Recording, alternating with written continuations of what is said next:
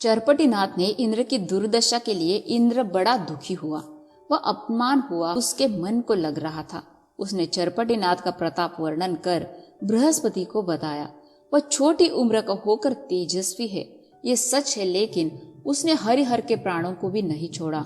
इतना सामर्थ्य और किसी का नहीं। इंद्र आगे ऐसे बोले कि यह वाताकर्षण विद्या देव दानव के पास नहीं है, यही इसका कारण है।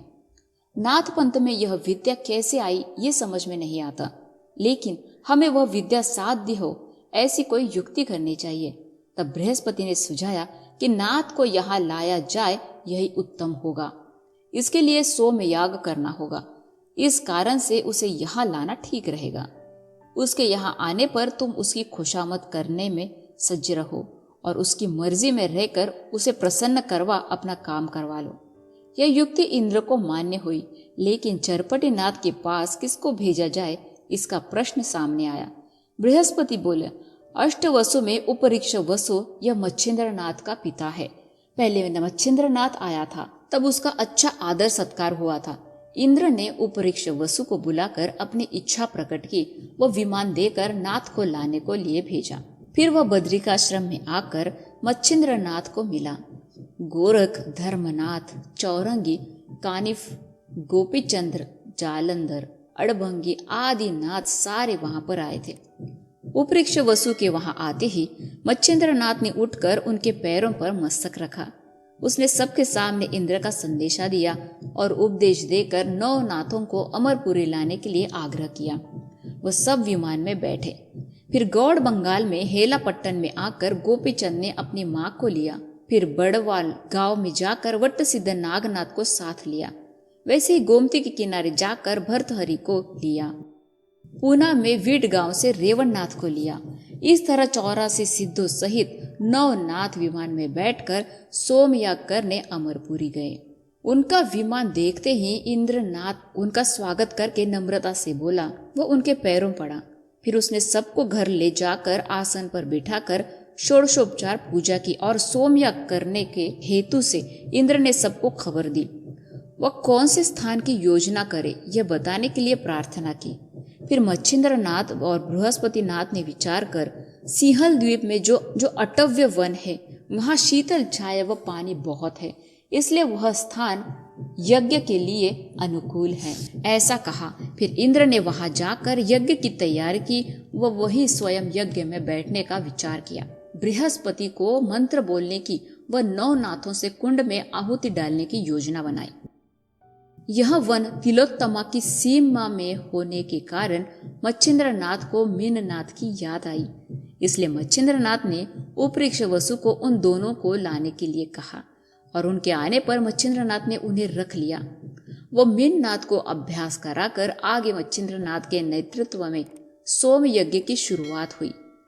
बृहस्पति ने इंद्र से कहा कि आप यज्ञ में न बैठकर उपरिक्ष वसु को बैठाए। बृहस्पति के आग्रह के कारण उपरिक्ष वसु के हाथों इन्होंने यज्ञ का कंगन बांधा व आप व्यवस्था देखने लगे।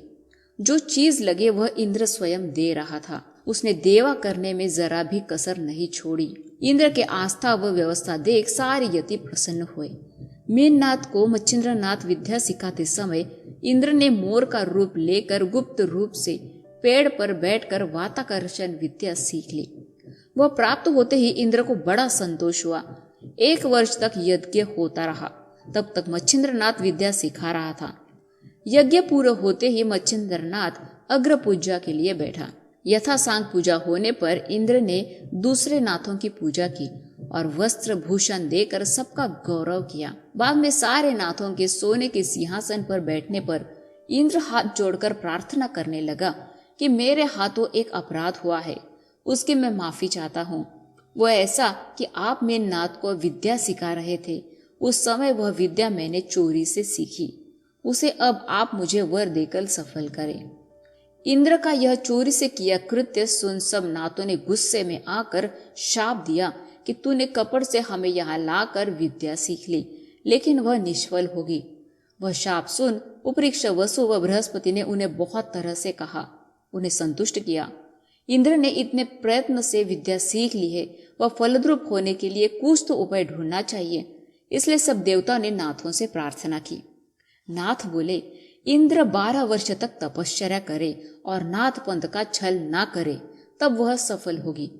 ऐसा उशाप दिया और विमान रूढ़ हो गए और पृथ्वी पर आकर तीर्थ यात्रा करने लगे। इस समय मच्छिंद्रनाथ ने तिलोत्तमा से पूछकर मेननाथ को भी साथ लिया था। मैनावती को हेलापट्टन पहुंचाया। इंद्र ने संध्यादि पर्वत पर 12 वर्ष तपश्चर्या की। मंत्र प्रयोग के समय वह जो पानी छोड़ता, उस पानी का प्रवाह बहने लगा तो भीमरथी में मिला। उस धारा को इंद्रायणी कहते हैं। नवनाथ बहुत दिन तक तीर्थ यात्रा करते 1710 वर्ष प्रगट रूप से घूमते थे, फिर गुप्त हुए। एक मठ में कानिफ रहा उसके पास, लेकिन ऊपर की तरफ मच्छिंद्रनाथ, जिसे बायबा कहते हैं, वह रहा। जालंधर नाथ को जानपीर कहते हैं, वह गर्भगिरी पर रहा और उसके निचले हिस्से में गहनी नाथ, उसे गैबी पीर कहते हैं। बड़ वाले में नागनाथ व रेवन नाथ वीड गांव में रहा। चरपटी नाथ, चौरंगी नाथ व अड़भंगी नाथ गुप्त रूप से अभी भी तीर्थ यात्रा करते हैं। भरतरी पाताल में रहा। मेननाथ स्वर्ग में रहा। गिरनार पर्वत पर श्री दत्तात्रेय के आश्रम में गोरखनाथ रहा। गोपीचंद व धर्मनाथ वैकुंठ गए। फिर विष्णु जी ने अपना विमान भेजकर मैनावती वैकुंठ लाए। 84 सिद्धों से नाथ पंथ उन्नति पर था। अब 9 नाथों का चरित्र खत्म हुआ। ऐसा कहकर मालू कवि कहते हैं, गोरखनाथ का इस ग्रंथ के बारे में ऐसा अभिप्राय है कि जो कोई इस ग्रंथ को झूठा मानेगा वो इसकी निंदा करेगा, विघ्न संतोषी होगा, वह इस परलोक में सुखी ना रहकर उसका निर्वंश होगा, वह आखिर नरक में गिरेगा।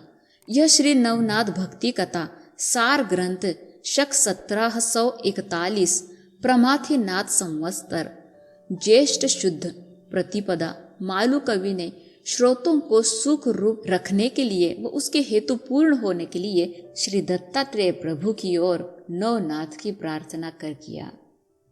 40वां अध्याय समाप्त। जय श्री गुरुवे नमः। ओम श्री नवनाथाय धन्यवाद।